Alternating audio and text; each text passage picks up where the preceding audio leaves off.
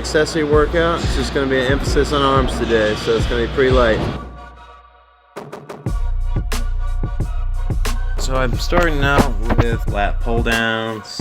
Start out with 145 as in a plate, going up to 2 plates, kind of more as a warm-up. I'm really focusing on my posture in good form, mainly kind of leaning back into it to target those lats is the goal. And I'm just doing sets of 12 to 15. So I did a few sets with 2 plates, and now we're gonna pull out the big boys, going up to 3 plates. All right, same thing here. Try not to rock too much back and forth if possible, but still maintain good posture, target those lats. But as an assistance exercise, obviously this arm day, you're also hitting your biceps and delts a little bit. So all in all, great workout to do it.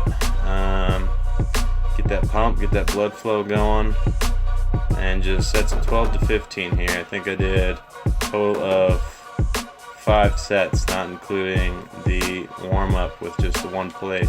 Now we're moving on to some tricep extensions. Probably not the best form. You should be keeping your elbows to your sides, arm kind of out at a 90. But as you can see, this is kind of light for me. I'm just throwing it around. No big deal there. Reverse grip now. And in a minute, I'll brief you on why I do that reverse grip.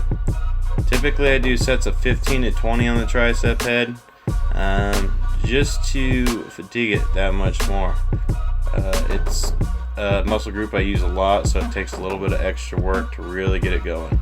Now, explaining why I do the reverse grip. It's hitting your outside head a little bit more on your reverse grip versus your standard grip where you're hitting that inside head quite a bit. You should be able to feel it when you're doing the exercise. Try to concentrate on that, try to focus it in, and you should really feel that difference between the outside and inside. But again, I'm doing 4 sets of 15 each side, so 15 on standard, 15 on reverse for a superset, 30 reps total per set.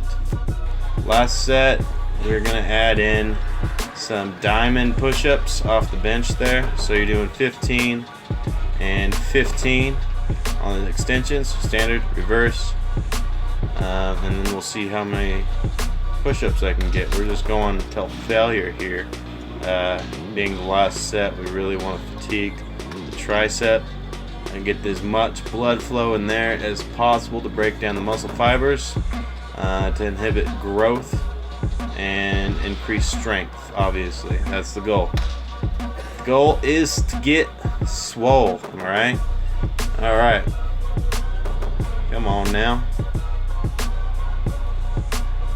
Alright. Now on to some diamond push-ups off the bench. Diamond push-ups. You have a nice narrow grip, really emphasizing that tricep muscle group. You're kind of taking away your delt and chest as well. So great exercise to do it here. Good shit. Almost died. Doing preacher curls now. We're hitting those biceps.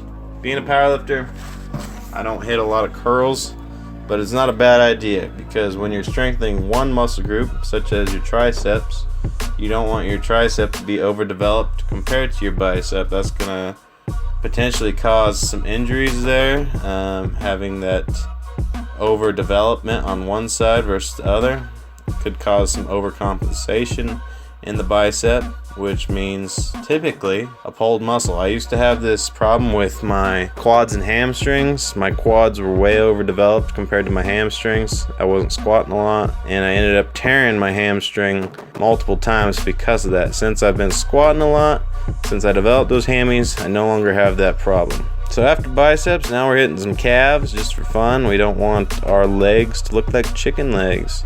Squats and deadlifts don't hit your target, your calves a ton, so it's always good to throw some calf specific exercise in there. Now being on your legs all day, walking around, your calf is a hard muscle to break down, so I typically do sets of 25 to really push them.